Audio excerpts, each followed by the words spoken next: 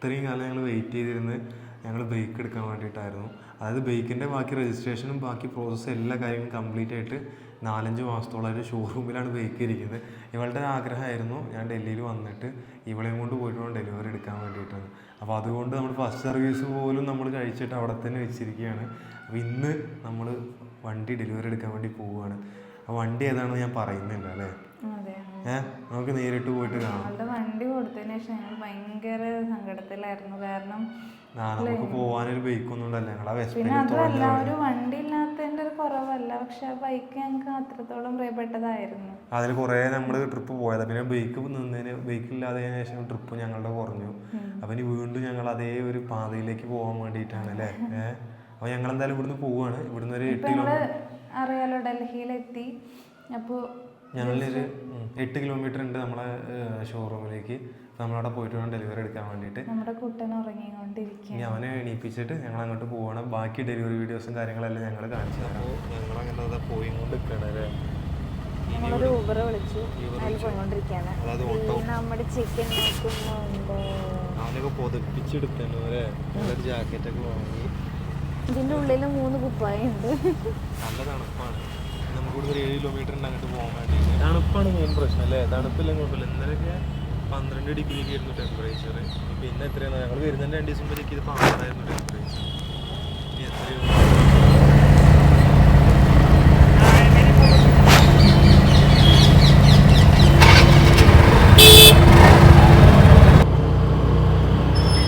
നമ്മൾ KTM മൂർത്തി നഗറിൻ്റെ മുന്നിൽ എത്തിയിരിക്കുകയാണ്. ഞങ്ങൾക്ക് ബൈക്ക് ഏതാ എടുക്കാൻ പോകുന്നത് നിങ്ങൾക്ക് മനസ്സിലായിട്ടുണ്ടാവില്ല. അപ്പോൾ ഞങ്ങളിപ്പോൾ അവിടെ എത്തി. ഞങ്ങൾ ഉള്ളിൽ പോയിട്ട് ഡെലിവറി അതിൻ്റെ പ്രൊസീജിയറും കാര്യങ്ങളൊക്കെ ചെയ്യണം. ഞങ്ങൾ എന്നാലും വേഗം പോട്ടെ, കാരണം പുറത്ത് നല്ല തണുപ്പും കാര്യങ്ങളാണ്. വൈകുന്നേരം കഴിഞ്ഞ് തണുപ്പ് കൂടും. അപ്പോൾ അതിന് മുമ്പ് സാധനം എടുത്തിട്ട് പോകാൻ നോക്കട്ടെ. പച്ചക്കറി പോട്ടെ.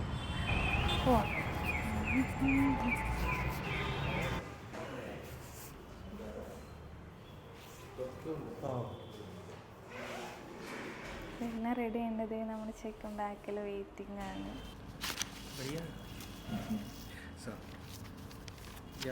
This is your temporary RC. RC तो फिर वो स्पीड पोस्ट में नहीं मैं ही दूंगा. विदिन अ वीक और 10 डेज आ जाएगा. 10 डेज. हाँ, अभी डिलीवरी हो रही है ना. ठीक है, ये टेम्परेरी आरसी.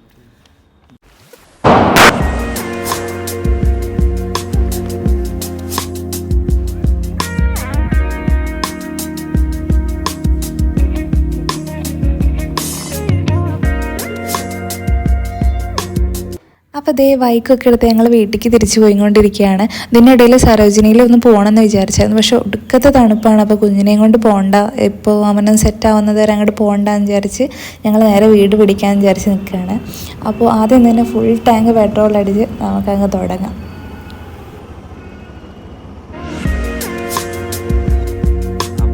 ബൈക്കിൻ്റെ ഡെലിവറി എല്ലാം കഴിഞ്ഞു ഞങ്ങൾ കടന്നു നേരെ കടന്നു. വേഗം അങ്ങോട്ട് ഡ്രസ്സൊന്നും മാറ്റി. ഏട്ടനാ ഡ്രസ്സ് മാറ്റിയിട്ടില്ല. വേഗം പുതപ്പിന്റെ ഉള്ളിൽ വേഗം ഒരു ഗിഫ്റ്റ് കൊടുത്തിട്ടില്ല അവര്.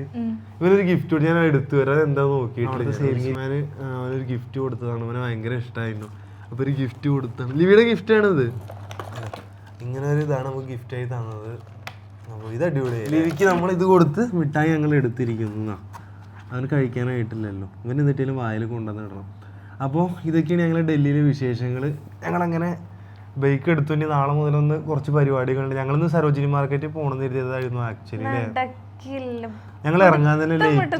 അത് ഞങ്ങൾ ഇറങ്ങാൻ ലേറ്റ്. നമുക്കൊരു 10 മണിക്കൊക്കെ ഇറങ്ങുകയാണെങ്കിൽ നമുക്കൊരു 3 മണിയാകുമ്പോൾ തിരിച്ചു വരും. ഇവിടെ കൊണ്ടൊക്കെ സരോജിനി മാർക്കറ്റിൽ പോയി കഴിഞ്ഞാൽ പിന്നെ പറയണ്ട, ഞാനും വരും കൂടും. അപ്പോൾ ഇങ്ങനത്തെ ചെറിയ ചെറിയ വീഡിയോസായിട്ട് വരാം. ഞങ്ങൾ ജസ്റ്റ് ഞങ്ങൾ ഡെലിവറി എടുക്കാൻ പോകുന്ന വീഡിയോസൊക്കെ ആയിട്ട് എടുത്തതാണ്.